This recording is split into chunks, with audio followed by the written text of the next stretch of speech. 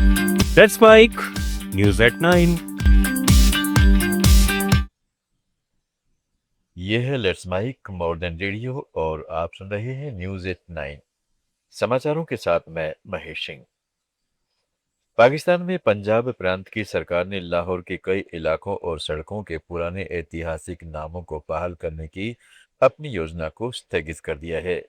Lahore heritage areas revival committee ने पहले प्रस्ताव पास किया था, जिसमें कृष्णा नगर को इस्लामपुरा, संत नगर को सुन्नत नगर और अन्य प्री पार्टीशन हिंदू सिख नामों को वापस लाने की बात थी। लेकिन चरमपंथी तत्वों और सोशल मीडिया पर हुई तेज आलोचना के बाद सरकार पीछे हट गई। उपायुक्त ने कहा है कि अभी कोई फैसला नहीं लिया गया है। यह योजना नवाज शरीफ और पंजाब के मुख्यमंत्री मरियम नवाज की अध्यक्षता में शुरू हुई थी, जिसका मकसद शहर की सांस्कृतिक विरासत को संरक्षित करना था। लेकिन धार्मिक रंग दिए जाने के बाद इसे टाल दिया गया है। संयुक्त राष्ट्र सुरक्षा परिषद में भारत ने पाकिस्तान को दो टूक चेतावनी दी है। स्थायी प्रतिनिधि राजदूत परवन नैनी हरीश ने उच्च स्तरीय खुली बहस के दौरान कहा है कि सीमा पार आतंकवाद को बढ़ावा देने के पाकिस्तान को गंभीर परिणाम भुगतने होंगे।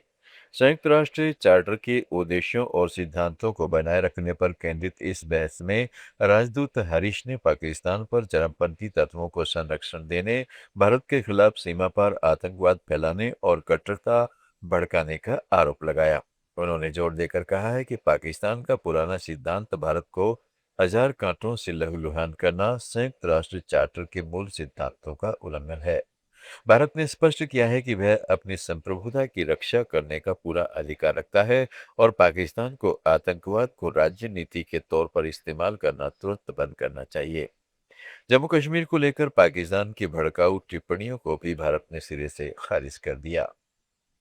भारत के स्वास्थ्य मंत्रालय ने आज घोषणा की कि युगांडा से आई 28 साल की एक महिला की इबोला वायरस जांच नेगेटिव आई है।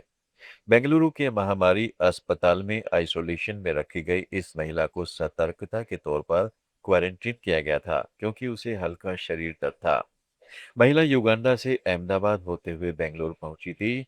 स्वास्थ्य अधिकारी डॉक्टर अनिल कुमार बनागर के अनुसार वह कोई गंभीर लक्षण नहीं दिखा रही थी। अफ्रीका में इबोला के बढ़ते मामलों के बीच भारत ने एयरपोर्ट्स पर स्क्रीनिंग तेज कर दी है और प्रभावित देशों की यात्रा से बचने की सलाह दी है। भारत में 2014 के बाद यह पहला संदिग्ध मामला था, लेकिन जांच नेगेटिव आने से राहत मिली है। मेघालय के उमरोई में अंतर्राष्ट्रीय सैन्य एक्सरसाइज प्रगति का आज 8वां दिन है। भारतीय सेना के K9 कुत्तों ने यहां विस्फोटक पहचान, ट्रैकिंग और कॉम्बैट इंटरवेंशन के कौशल का प्रदर्शन किया। इनमें बेल्जियम मालिनोइस, रामपुर हाउंड्स और लेब्राडोर कुत्ते शामिल थे। साथ ही रोबोटिक कुत्तों का भी इस्तेमाल दिखाया गया। अभ्यास 20 मई से शुरू हुआ था। इसमें जंगल और पहाड़ी इलाकों में संयुक्त सामरिक प्रशिक्षण, स्नाइपर फायरिंग जैसी गतिविधियां हो रही है, जो विभिन्न सेनाओं के बीच बेहतर समन्वय और क्षेत्रीय सुरक्षा सहयोग बढ़ाने के उद्देश्य से की जा रही है। इसमें भारत सहित 13 देश हिस्सा ले रहे हैं। ये है Bhutan, Cambodia, Indonesia, Laos, Malaysia, Maldives, Myanmar, Nepal, Philippines, Seychelles, Sri Lanka और वियतनाम। नेपाल का काठमांडू 29 मई से 5 जून तक दूसरे हिमालयन लिटरेचर फेस्टिवल और राइटर्स वर्कशॉप की मेजबानी करेगा। इसमें भारत सहित दुनिया भर के प्रसिद्ध लेखक, कवि और विचारक इकट्ठा होंगे। नेसेल फाउंडेशन के सहयोग से होने वाले इस 8 दिन के कार्यक्रम में पुलित्जर पुरस्कार विजेता ट्रेसी के स्मिथ, पॉल मुल्डून, जी हार्फ कोरेलिट्ज जैसे अंतर्राष्ट्रीय नाम शामिल हैं। साथ ही नेपाल के लेखक नारायण ठकाल, उषा शेरचंद और हरि अधिकारी भी भाग लेंगे।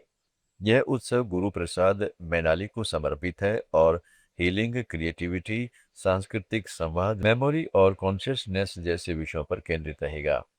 इसमें workshop, poetry reading, film screening और काठमांडू के ऐतिहासिक स्थलों की सैर भी शामिल है।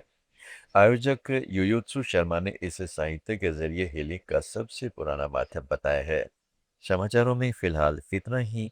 जुड़े रहें लेट्स माइक के साथ। आप सुन रहे थे let's mic more than radio. Follow कीजिए हमें हमारे सोशल मीडिया प्लेटफॉर्म्स पर।